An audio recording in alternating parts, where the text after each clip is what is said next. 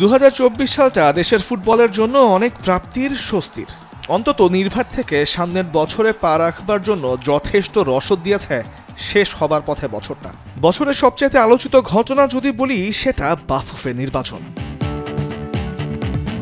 যে নির্বাচনে কাজী সালাউদ্দিনের 16 বছরের বাফুফে রাজত্বের ঘটে অবসান। বাফুফে সভাপতি হিসেবে খলনায়কে পরিণত হওয়ায় সাবেক ফুটবলার উত্তরাধিকার সূত্রে দেশের ফুটবলকে দিয়ে গেছেন বাফুফের ঘাড়ে প্রায় 10 কোটি টাকার দেনার বোঝা।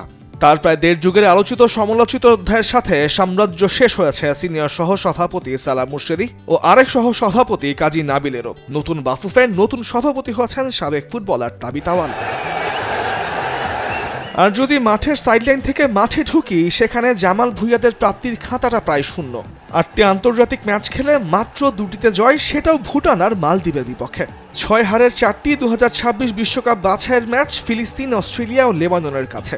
বাকি 2 হারটাও জয় আসা দল ভুটান ও মালদ্বীপের বিপক্ষে। তবে মেয়েদের জাতীয় দলের পরিসংখ্যানটা বেশ ভালো।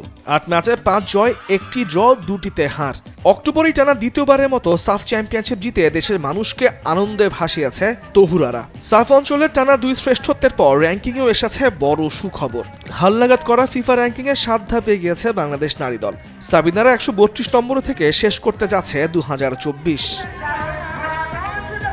বিদায়ী বছরে বয়সভিত্তিক ফুটবলে এসেছে 3টি শিরোপা। প্রথমটি অনূর্ধ্ব-16 মেয়েদের সাফে, দ্বিতীয়টি মেয়েদের অনূর্ধ্ব-20 সাফে ভারতের সঙ্গে যৌথভাবে। আর অনূর্ধ্ব-20 ছেলেদের বিভাগে প্রথমবারের মতো চ্যাম্পিয়ন হয়েছে বাংলাদেশ। 5ই আগস্ট দেশে পট পরিবর্তনের পর পৃষ্ঠপোষক সরে যাওয়ায় শেখ জামাল, শেখ রাসেলের মতো বড় ক্লাব ঘরোয়া লিগ থেকে গেছে ছিটকে।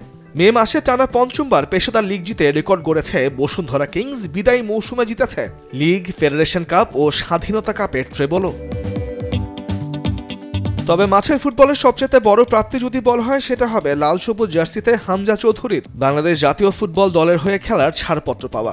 ইংলিশ প্রিমিয়ার লিগের দল লেস্টার সিটিতে খেলা এই মিডফিল্ডারের বাংলাদেশ জাতীয় দলের হয়ে খেলার জন্য সকল রাস্তা এখন পরিষ্কার, অপেক্ষা শুধু সময়ের।